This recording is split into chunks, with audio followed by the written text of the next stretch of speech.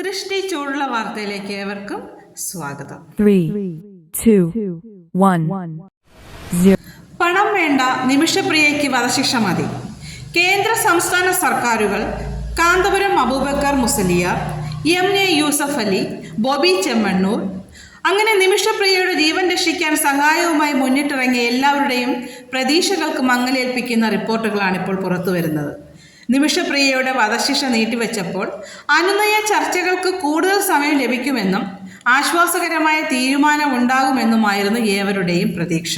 എന്നാൽ അത്തരം പ്രതീക്ഷകൾക്ക് കടുത്ത തിരിച്ചടിയാവുകയാണ് കൊല്ലപ്പെട്ട യമൻ പൗരൻ തലാലിൻ്റെ സഹോദരൻ്റെ നിലപാട്.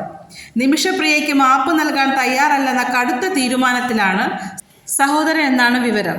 ഇന്നാണ് നിമിഷപ്രിയയുടെ വധശിക്ഷ നടപ്പിലാക്കേണ്ടിയിരുന്നത്. എന്നാൽ യമനിലെ മതപണ്ഡിതരുമായുള്ള ബന്ധം ഉപയോഗിച്ച് കാന്തപുരം നടത്തിയ ഇടപെടലുകൾക്കൊടുവിലാണ് ശിക്ഷ നടപ്പാക്കുന്നത് നീട്ടിയത്.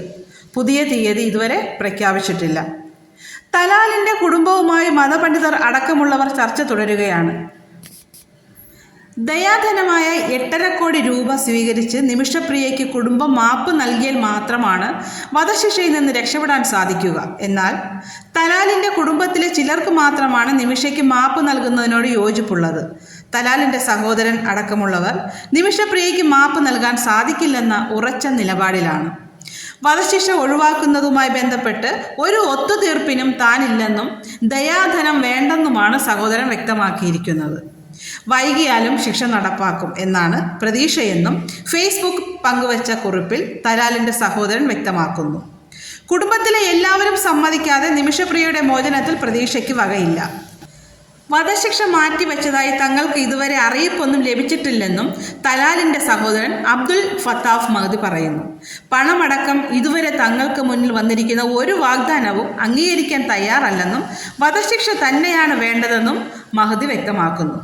ഒരു തരത്തിലുള്ള ഒത്തുതീർപ്പിനും ഇക്കാര്യത്തിൽ തയ്യാറല്ലെന്നും നിമിഷപ്രിയയുടെ വധശിക്ഷ നടപ്പിലാക്കുന്നതുവരെ ഈ കേസ് അവസാനിപ്പിക്കില്ലെന്നും ഉള്ള നിലപാടിലാണ് മഹദി.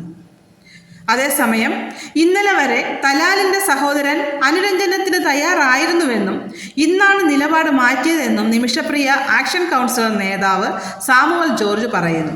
ആസ്ഥാനത്തുള്ള ഇടപെടലുകൾ അനുനയ ശ്രമങ്ങൾക്ക് തിരിച്ചടിയായിട്ടുണ്ട്.